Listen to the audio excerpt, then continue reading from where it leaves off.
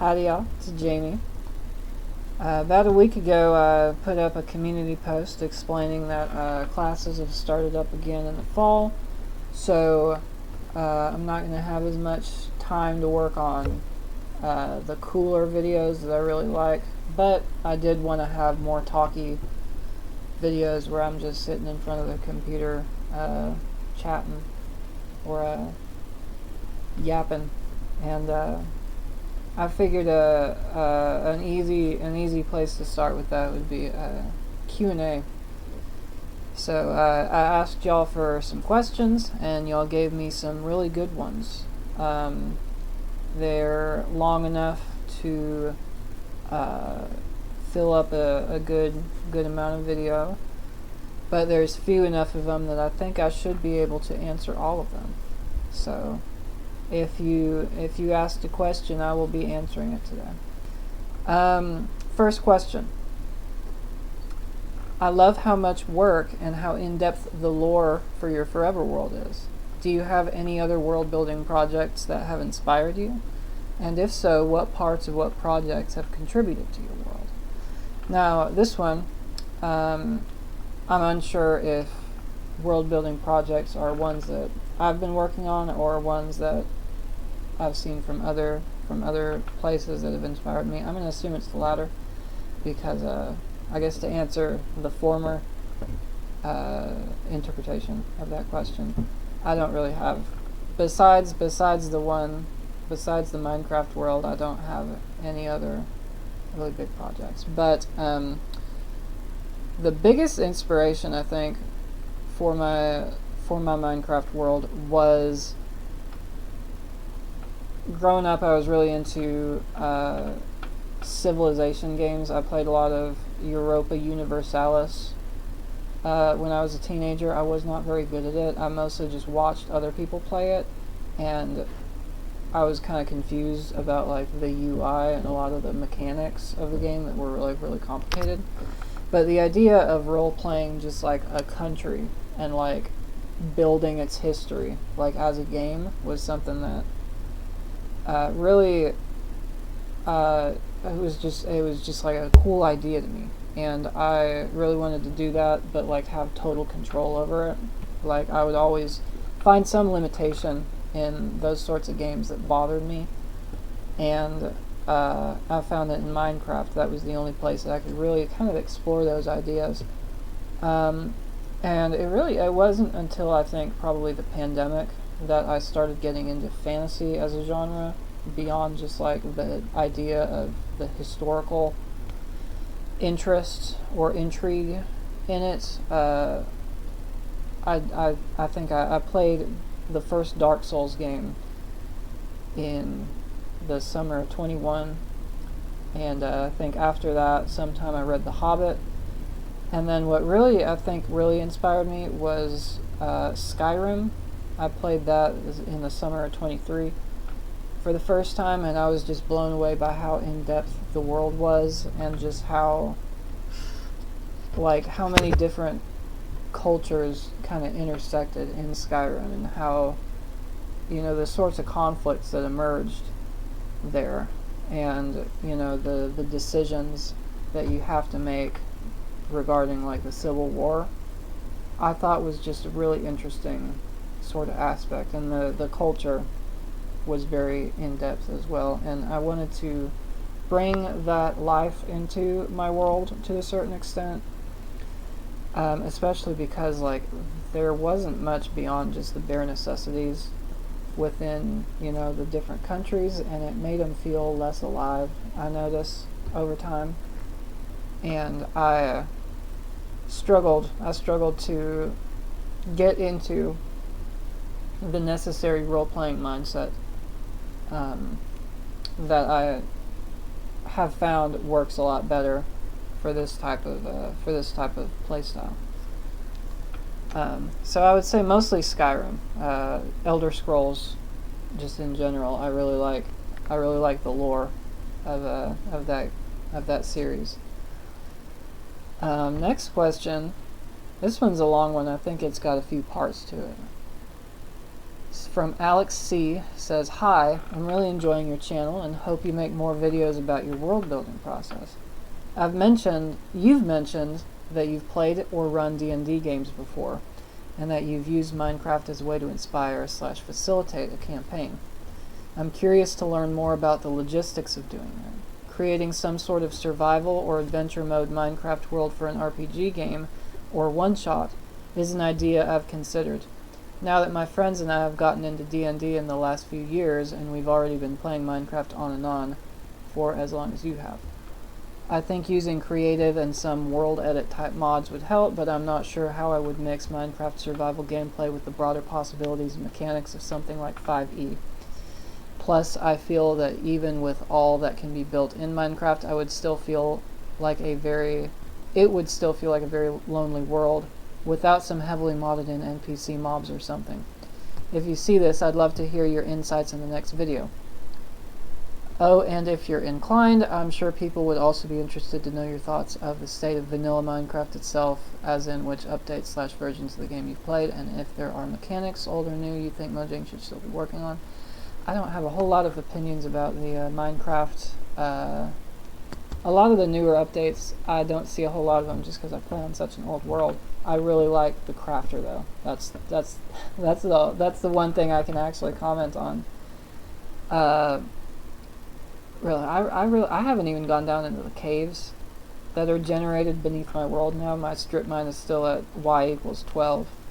But in regards to the main part of the question, I would have no knowledge of world edits or like building an adventure map, which is what it kind of sounds like you're working on.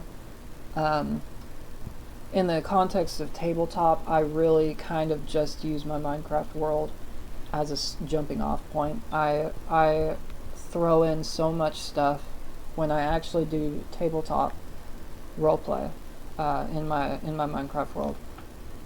I throw in so much stuff that is not in there. Like actually, I have no knowledge of modding or of world edit or of any of that. I wish I had a better answer for that aspect of your question in particular. But as far as role playing is concerned, you really just have to use your imagination. That's kind of the only bit of advice I think that is general enough that it could be applicable. There are a lot of games that give you just the framework, and everything else is up to you. You do have a responsibility to have an overactive imagination when it comes to whether it's tabletop or whether it's in a video game itself. Like growing up, I used to play a lot of Spore, and I've played it here recently. It's a game where you I'm sure you've probably heard of it, but it's that game where you evolve your creature up to being like a galactic empire, and it was really popular back in the day, and it was the most interesting game that I had ever played when I was in 5th grade. And I played it recently, and it doesn't hold up at all. And the only way that I can still have fun playing that game is by having a very overactive imagination and role-playing so much. When I get to the civilization stage, I will name cities after my villagers. In the previous stage, I'll write down all their names, and I will keep careful watch of each of them, and I'll tell stories about the ones that died. So it's when it comes to doing anything role playing, especially in a video game where you have restrictions, I think it's just you do kind of just have to use your imagination a lot. Next question. Love it when people make cool videos on stuff they're passionate about. Besides the topics you discuss in your videos, what other passions or hobbies do you have? I think I've covered most of them. I guess I read sometimes. I wouldn't identify as a reader because I don't do it enough. But I do it sometimes. I have a lot of books that I promise I will read eventually. Do you have a favorite movie or just general piece of media? I know sometimes people, okay. I don't think of it as my favorite movie, typically. But the one that I always kind of go back to, the two of them that I kind of go back to, is Napoleon Dynamite and The Big Lebowski. I've got both of those on DVD. Those would probably be my favorite. I love that old kind of late 90s, early 2000s comedy. That's kind of what I grew up on. Alyastastic asks, how do you do world building? Does it arise naturally from events that happen while you play? Do you sit down to decide what ought to happen and why? Likewise with language, how did you first begin conlanging? Was it through describing the natural world, in this case the Minecraft world, or did you at some point decide that there should be a language that is spoken in this world and set out to make one? Also, are you currently working on any other writing or creative projects, and if so, which? Did we get a sneak peek? Lots of parts to that question. Let me break it down. So, first of all,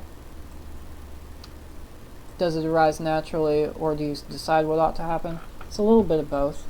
I spend a lot of time just kind of looking at the map and thinking about what borders would look cool in the future, and that's kind of how I decide where to start building. But there are certain things that do arise naturally. For instance, when I first settled in Spruck, Burnt Spruck, there was a lava pool there, and the lava pool burnt down the roofed forest around it because it was so dense, and just right on top of that lava pool, and it just burned down a huge area. And a lot of the aspects of the world building that I kind of create around that area, specifically around Burnt Spruck and the Spruckler Jet, have to do with the fact that the forest has burned, like there's been a forest fire there in history. And in the context of playing tabletop, I kind of exaggerate it to a certain extent.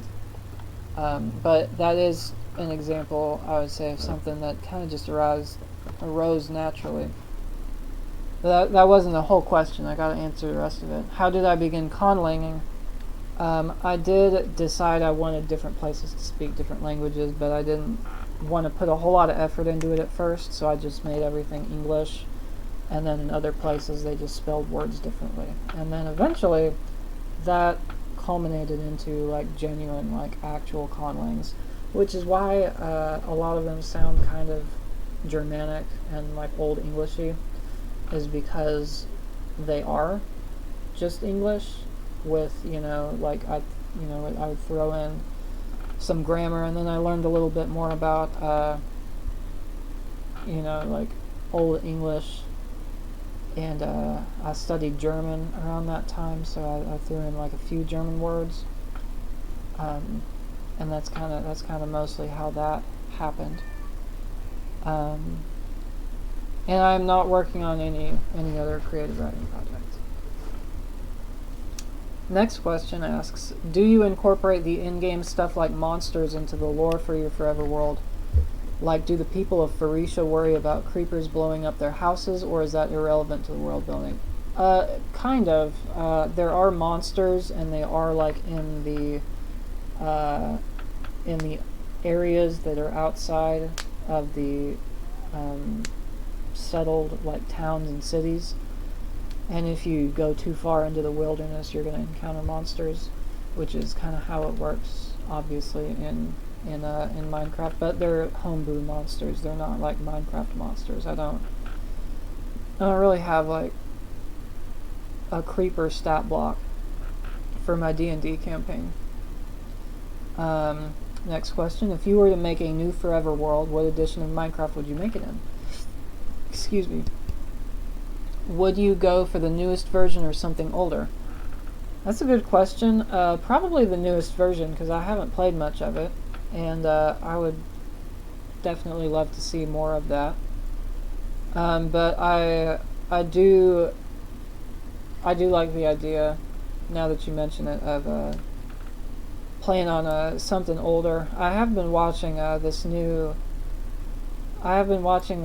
Minecraft channel recently, Mahjong Blonsky, I think is how you pronounce it. It's kind of what inspired me to start making videos like this, honestly, because he's got a world that he plays Alpha, there's some version of Alpha, and he's just like it's just very, very cool, very chill sort of content that you can put on in the background and listen to. It's very, very nice, very relaxing. What's your favorite story, movie, book, TV show, or otherwise? This is a good question. I've already answered another movie question. So let me give you my favorite TV show here recently, King of the Hill.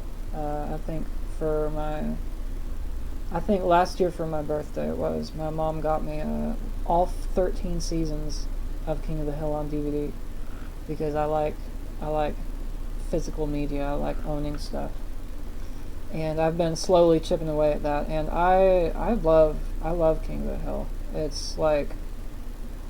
is like this kind of perfect capsule of like what I think satire ought to be, because it's just like, you know, it makes fun of people while at the same time kind of humanizing them. Like, it really like requires you as a viewer to see things from their perspective even while you're kind of laughing at them, which I just find so refreshing. And it's Texan too, which obviously I like because I'm from Texas. So I really like that. I really like King of the Hill. This next question, this is going to be a fun one. They ask, why is your icon D? As someone from Japan, I'm kind of interested.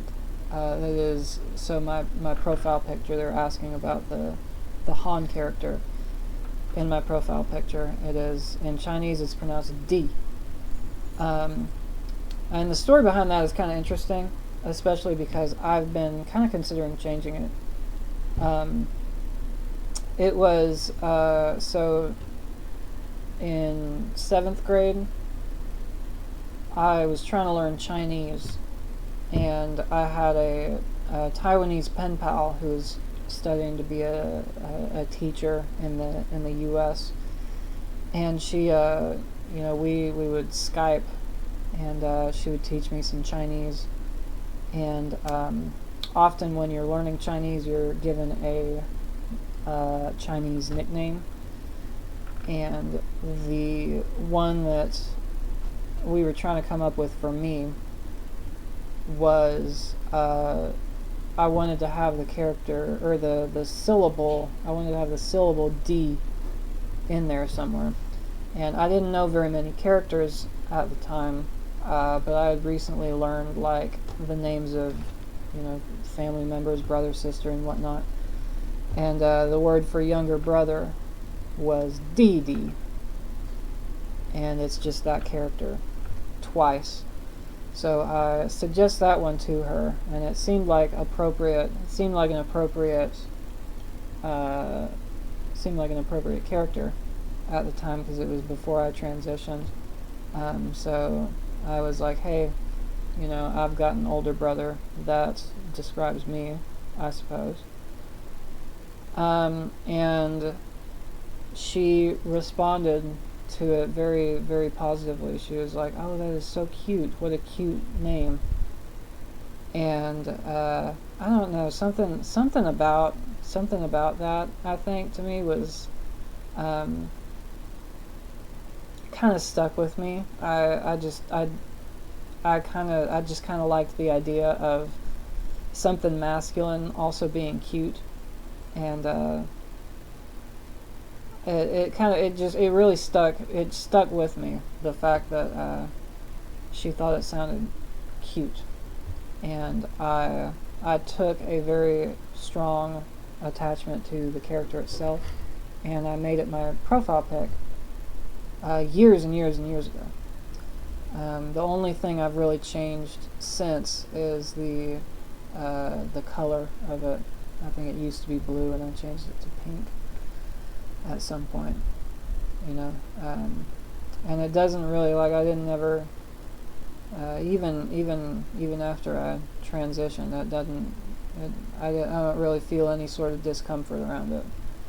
But I have been considering changing it because I've since spoken to at least one more pen pal recently, because back in January, when they deleted TikTok for like 5 hours, everybody went to that other Chinese platform, Xiaohongshu, and I've actually stuck around on there this whole time. I didn't ever re-download TikTok. But you know, I spoke to a lot of Chinese people on there, and I started trying to relearn Chinese, because I already, you know, had a little bit of a leg up from studying it as a kid. And there was one I guess mutual, or you know, pen pal is what I think of her as.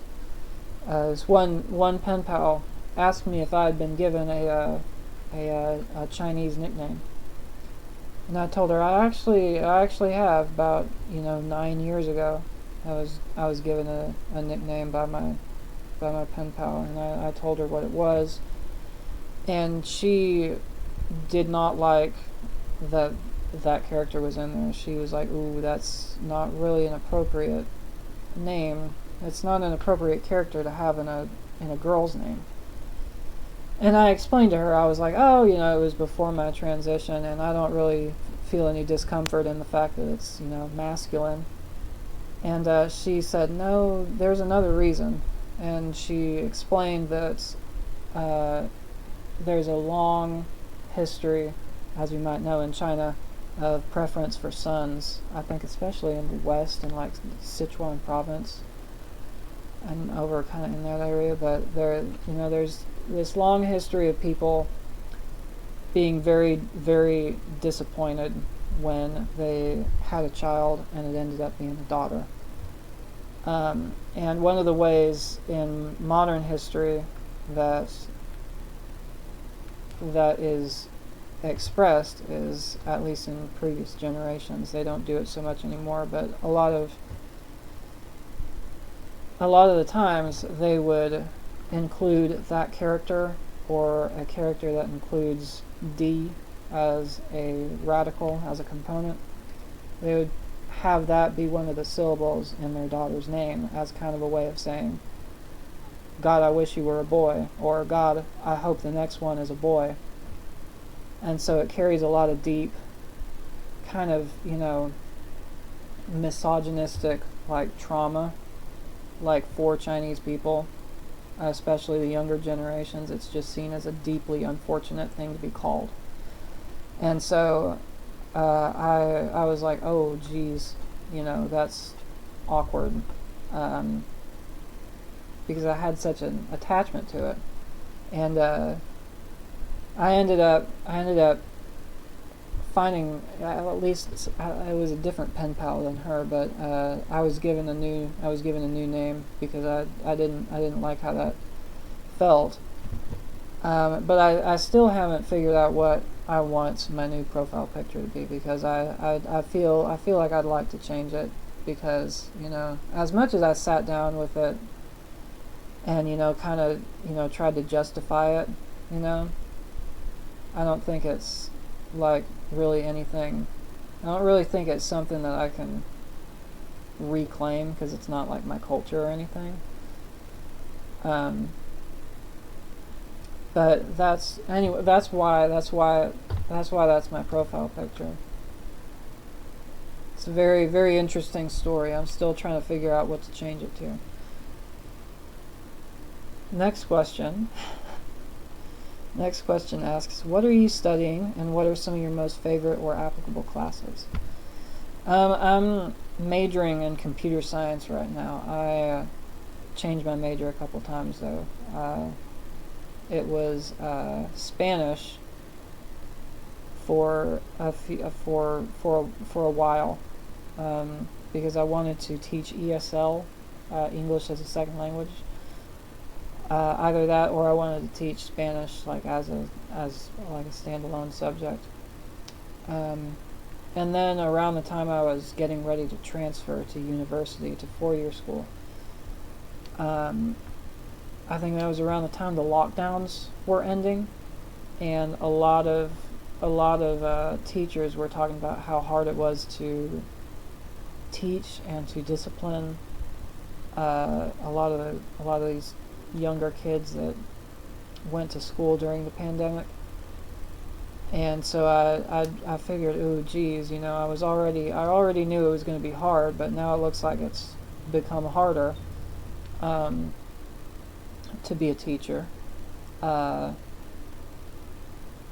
know, maybe I should have a plan B. Let me major in something else, and as long as I've got a teaching certificate, I can teach, you know, whatever I'm qualified to teach. So I changed my major to computer science, and then right around that time was when the first really big ChatGPT model came out, and people were like, "Oh, they're firing the programmers." It's never been a worse time to be in computer science.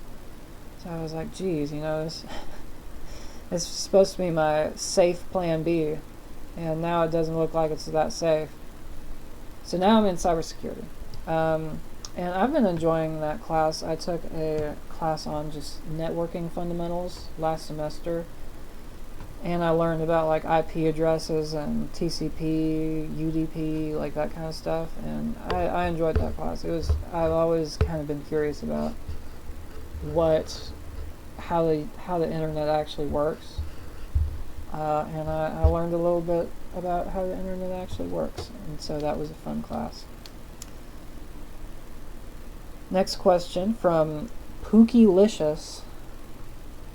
They say, since your world has so much depth, do you ever feel like you can't replicate some things in your world because of Minecraft's limits? Yeah, to a certain extent I do. I do, yeah, sometimes I feel like the history kind of like I can't really develop more than one area at a time, and it usually takes like a really long time to finish building a new city. And so the history is usually just like, you know, stuff's happening here, stuff's happening here, stuff's happening here, and you know, like there's never like two different countries that have like history happening at the same time, just because it's a single player world. I'm sure there are things that are mechanically also limitations, but I can't think of them off the top of my head. But yeah, totally. Absolutely. Nooti UK asks, I have a feeling you're into Baroque music. Am I right? I hope I am. You just really remind me of people who are. Baroque music is literally my life and what I study. If not, what genres of music are you into? Also, relating back to your very strong accent, they asked a question about this in a previous comment. Did you grow up in a rural area or like a farming area? So, the first part of that question, no, you guessed wrong, I'm sorry. I'm not into Baroque music. I don't listen to a whole lot of classical. I think I really like jazz. I don't listen to like old school like smooth jazz like from the 90s or anything like that, but most of the genres that I've been interested in my life have always been kind of jazzy. When I was in high school, I really liked lo-fi hip-hop because it was actually good back then in like 2017. Like they actually like, it was called hip hop because they would sample like 80s and 90s hip hop, like in their tracks, and you could actually tell one track from the other. And these days, you click on like you click on a lo-fi video, and it's like, it's just like a snare over like 4 piano chords, and every track sounds exactly the same, and the thumbnail is just some AI slop.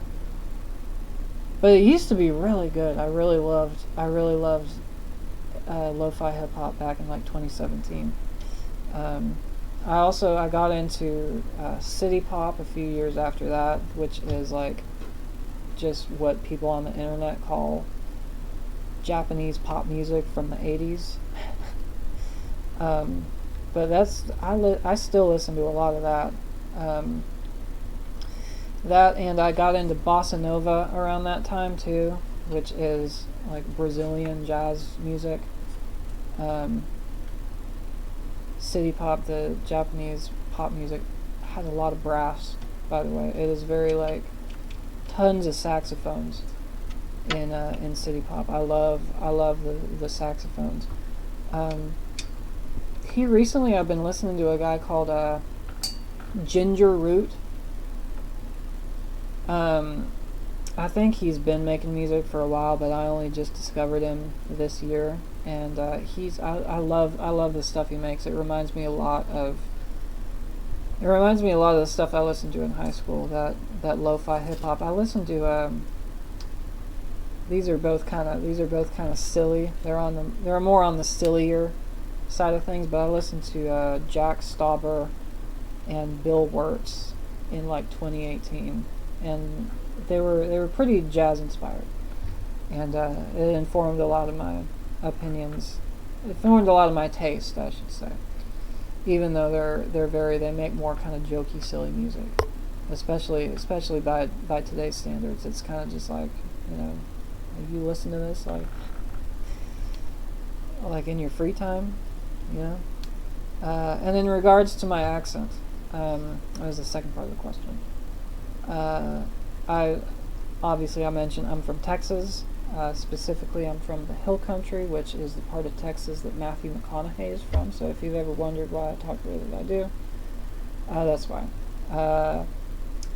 And I just grew up in a small town. It wasn't super rural. Honestly, it was kind of just it was pretty suburban. Actually, when I was younger, I didn't have much of an accent. It was partly just because it was a suburban community. Partly it was because I was embarrassed if I ever did kind of have an accent come out, because I was afraid people would think I was a redneck or something.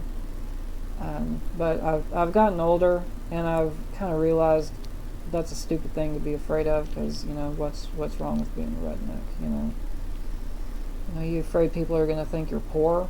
That's classist. I've really developed an accent over the last few years, because since I've moved in with my partner, he's got a very thick accent. He's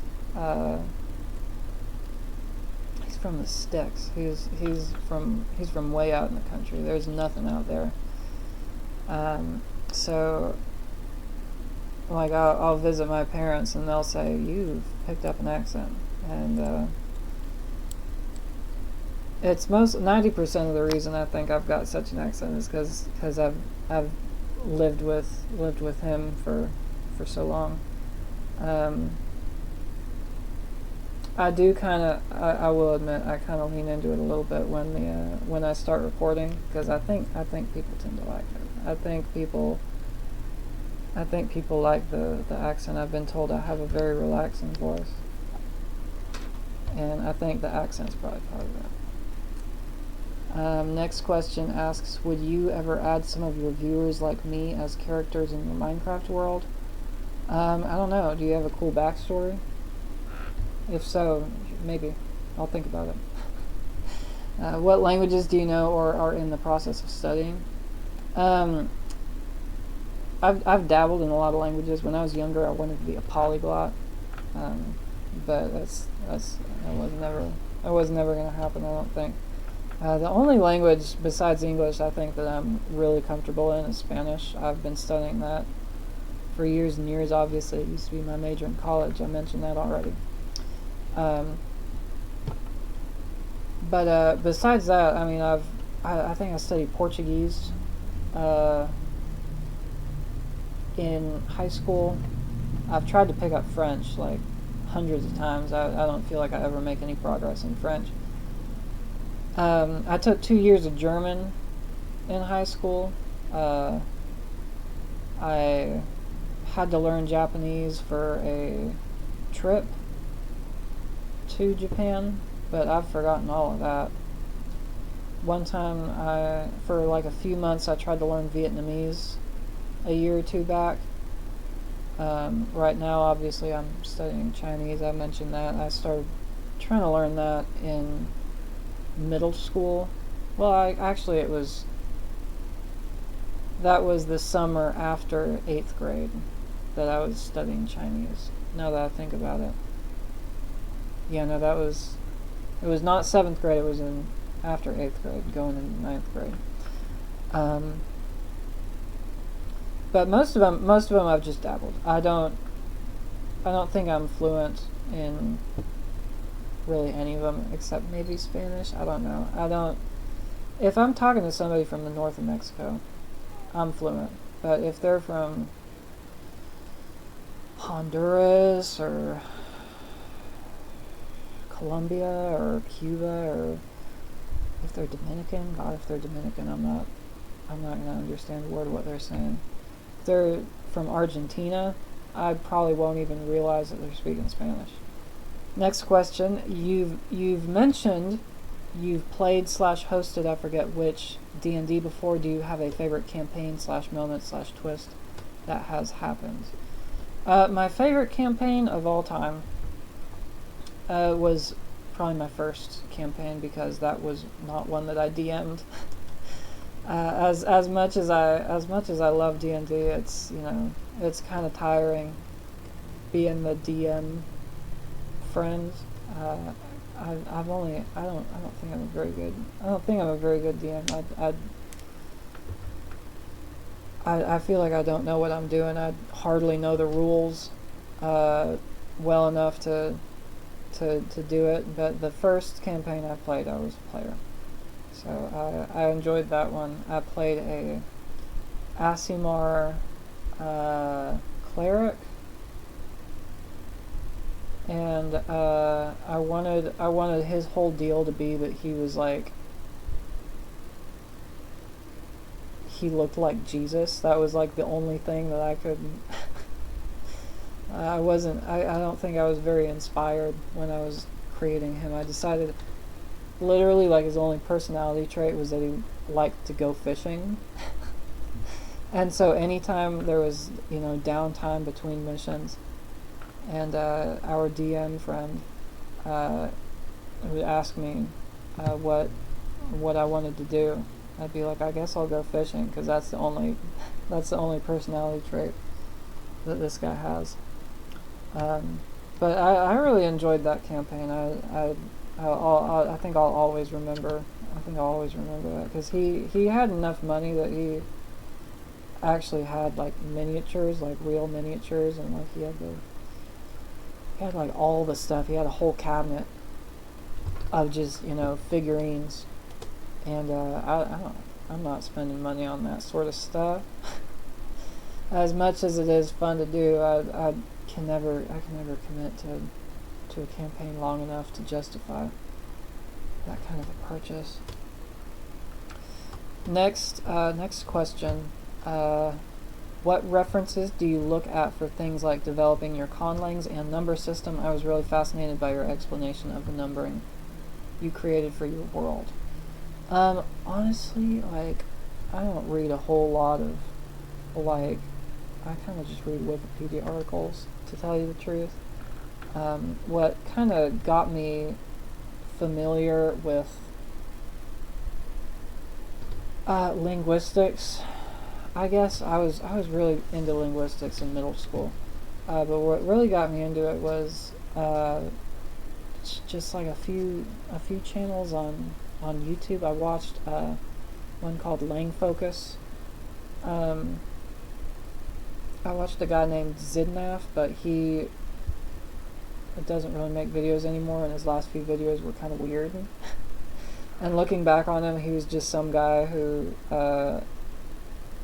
read Wikipedia articles and, you know, like drew in MS Paint.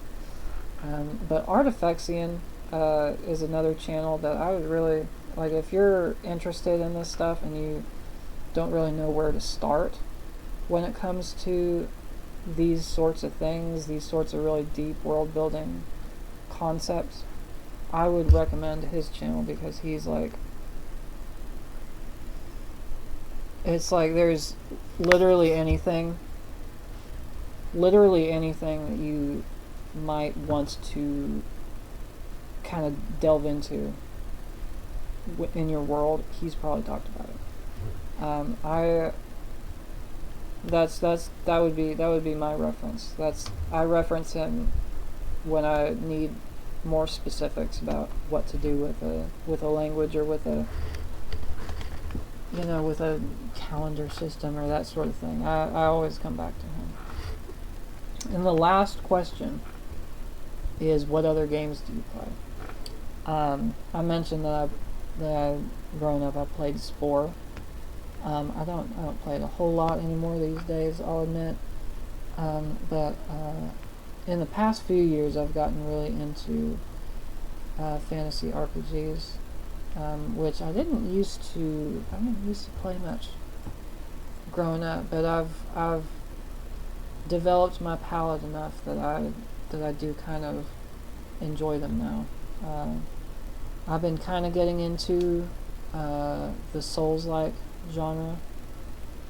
Right now I'm playing Dark Souls 2 because I've been trying to, I want to play all three of them. I've only played the first one, and I've played most of Elden Ring. It's taken me years to actually get through that game. I love my character in Elden Ring. I'll have to show it to y'all sometime. It's she's really cool. She's like a big tough, like I wanted her to look like a nomadic warrior. So she's a anyway, I haven't finished that game. I'm still playing. I still have not finished Elden Ring, if you can believe it. All these years later, my friends bought it for me right around the time it came out, and I'm still playing it. It's been out for 3 years, I think. I play Civ 6 every once in a while. I'll play that one. That one's like EU4, Europa Universalis, but it's like easier for me because I don't think I'm smart enough to play those really complicated strategy games, those real-time or turn-based strategy games, those big, map painters. But Sid Meier's is like, it's cute. I like it. It's a cute little game. But other than that, that's about it. I think that's all the questions. I answered all of them, and that should take up a pretty long video, I think. How long have I been recording? Where does it say in OBS? Man, 48 minutes. Okay, I'm gonna have to edit this down if I can manage. Thank y'all so much for watching this stupid video. Hope y'all enjoyed it. Hope y'all enjoyed it. I gotta figure out a better outro. I'm still figuring out how to outro Deuce a video. Y'all have a wonderful day. Thank you for watching.